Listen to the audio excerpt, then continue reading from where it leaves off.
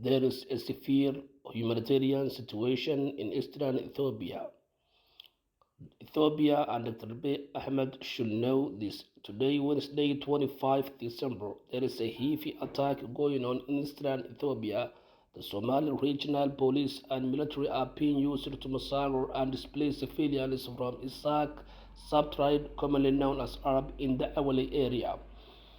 Once again, this event began 5 days ago when Ogaden pastoralists and Isak subtribe disputed over grazing area in the region, which escalated into armed confrontation between the two clans. The so-called liyu police, which are 90% from Ogaden tribe, had arrived in the area instead of securing peace, security, and stability. They deliberately sided with the Ogaden tribe by attacking the Ethiopian Isak subtribe, commonly known as Arab. They killed about 80 civilians, including elderly, women, and children.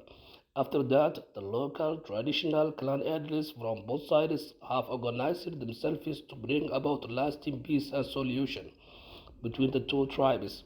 Some of the clan elders crossed the border with Somaliland to the Awali area in Ethiopia for mediation and peace.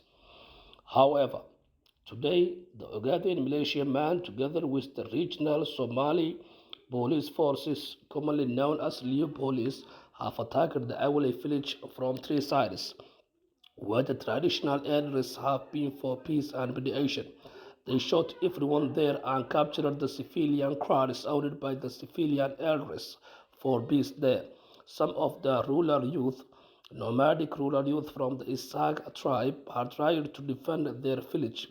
Property and livestock to be looted by the Ogaden militias who were well armed together with the liyu police of the regional estate, and some exchange of fire happened there.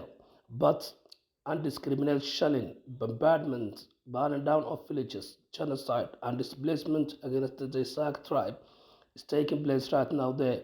The police intended to work for peace are being used to support the aggression of Ogaden tribe against the Isak tribe, in which the Somali regional presidency Mustafa actually belongs to. Mustafa actually belongs to the Ogaden tribe who are provoking the Isak tribe, who are attacking the Isak clan, together with the new police, belongs to the regional state president Mustafa Akbar. Dr. Abiy Ahmed, who is regarded as a man of justice, peace, and progress, not only for Ethiopia but for the whole of Africa as well, should intervene in this matter, should intervene in this massacre, genocide, injustice being done to some of the people he rules in Ethiopia.